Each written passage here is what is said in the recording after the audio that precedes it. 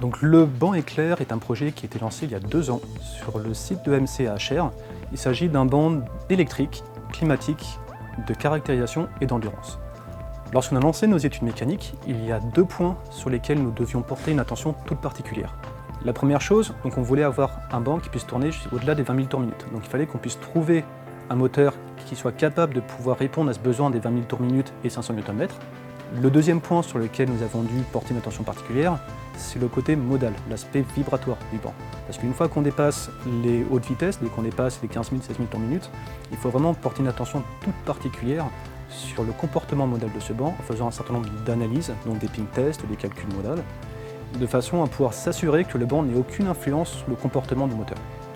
Ce banc répond donc aux différentes exigences qu'on s'était fixées au début du projet, c'est-à-dire de la haute vitesse au-delà des 20 000 tours minute, un fort couple au-delà des 500 Nm, un aspect climatique avec de refroidissement en ambiant de moins 45 à 120 et au fluide de moins 30 à 120, et également la mise à disposition d'une énergie électrique permettant de pouvoir aller jusqu'à 1000 volts, 1000 ampères pour 250 kW.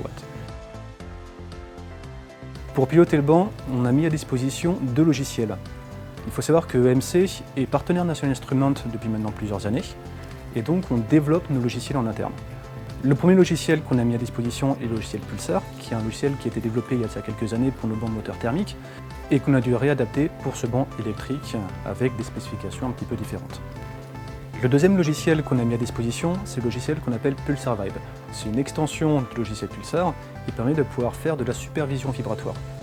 8000 heures ont été nécessaires pour la réalisation de ce projet, aussi bien pour les équipes techniques de MC au sein du bureau d'études, mais également pour les équipes de l'exploitation des moyens d'essai et d'autres équipes d'ingénieurs du groupe Emitech.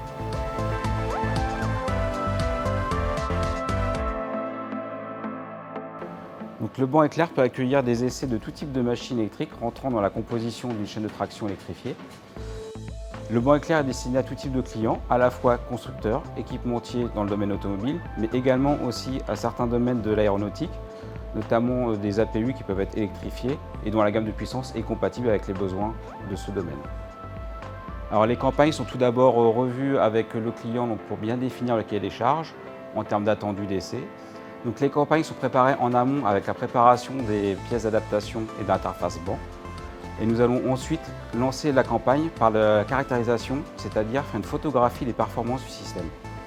Par la suite, nous allons adapter le profil de mission aux besoins du client. Et nous allons faire une caractérisation de fin d'essai afin de voir si les attendus clients sont atteints.